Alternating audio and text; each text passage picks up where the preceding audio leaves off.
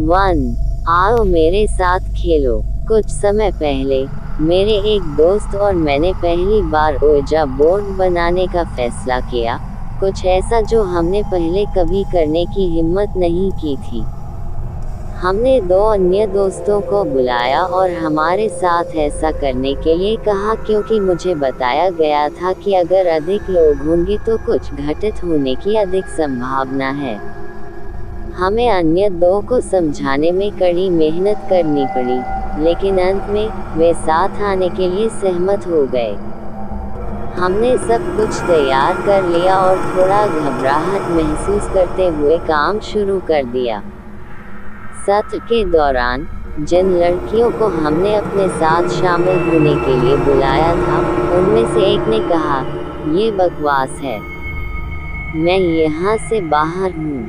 हम थोड़ा डर गए और इसे किसी और समय के लिए छोड़ने का फैसला किया। कुछ दिनों के बाद जो लड़की चली गई थी, उसने मुझे अपने पास बुलाया। उसने कहा कि जब वह स्थानीय पुस्तकालय से लौटते समय अपने घर के पास एक परित्यक्त घर से गुजर रही थी, तो सफ़ेद कपड़े पहने एक छोटी लड़की ने उसके साथ खेलने के लिए कहा था।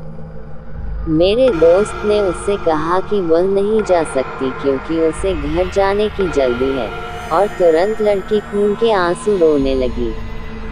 मेरी दोस्त भाग गई और जब वह घर पहुंची तो उसने मुझे फ़ोन किया।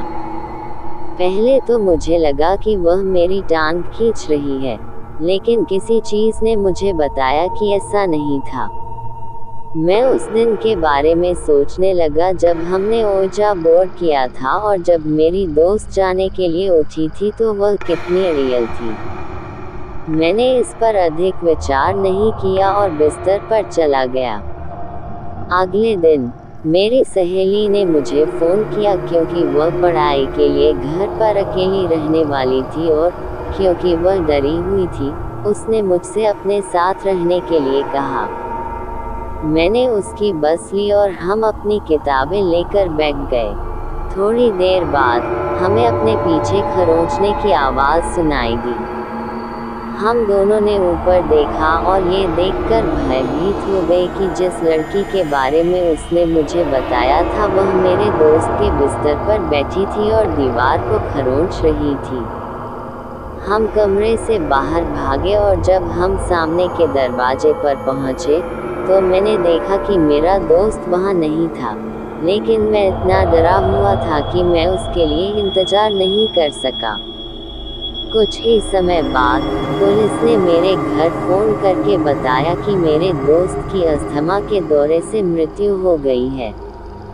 वह अपने घर की सीढ़ियों पर पाई गई थी। उसके चेहरे पर डर के भाव थे। उसके बाद कई महीनों तक मेरा इलाज चला। मैं अब ठीक हो रहा हूँ, लेकिन दूसरे दिन मेरे मेल बॉक्स में एक छोटी लड़की के हाथ से लिखा एक नोट दिखाई दिया, जिसमें लिखा था, तुम्हारी दोस्त मर गई क्योंकि वह मेरे साथ नहीं खेलती थी। मेरे पास एक नई गुड़िया है। मुझे लगता है कि यह एक मजाक है, क्योंकि हमारी कहानी हमारे शहर में प्रसिद्ध हो गई है, लेकिन दूसरी ओर मुझे डर लग रहा है। मुझे आश्चर्य है, क्या वह मेरे लिए आएगी? 2 सुसाइड होटल। कोलंबिया में होटल डेल साल्टो के वास्तविक किराएदारों की तुलना में पृथ्वी पर सबसे प्रेतवादित स्थानों में से एक होने की अधिक कहानियां हैं। एक संग्रहालय में बदल दिया गया। होटल को 1923 में वास्तुकार कार्लोस आर्टूरो तापियास द्वारा डिज़ाइन किया गया था, जो टेक्वेंडामा फॉल्स की ओर देखता था। कहा जाता है कि नज़ारे शानदार थे, लेकिन मेहमान झरने के बहुत करीब पहुंचते रहे। होटल ऑफ द लीक में अनुवादित होटल डेल साल्टो लोगों की मौत के लिए छलांग लगाने की कहानियों से भरा है। स्थानीय किंवदंती के अनुसार कुछ शताब्दियों पहले स्वदेशी मुइज़्का जनजाति चट्टानों से छलांग लगाकर स्पेनिश उपनिवेशवादियों से बच गई थी। 3 एक और के लिए जगह। जोसेफ ब्लैकवेल नाम का एक व्यक्ति व्यापारिक यात्रा पर क्लोजिंग स्क्वायर ब्रैकेट आया था। वह शहर के बाहरी इलाके में अपने कुछ दोस्तों के बड़े घर में रुका था। उस रात उन्होंने बातें करते हुए और अतीत को याद करते हुए एक सुखद शाम बिताई। लेकिन जब ब्लैकवेल बिस्तर पर गया तो वह करवटें बदलने लगा और 400 नहीं पा रहा था।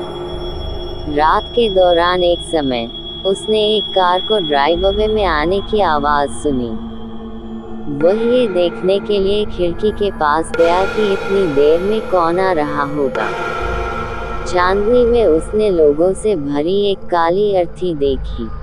ड्राइवर ने उसकी ओर देखा।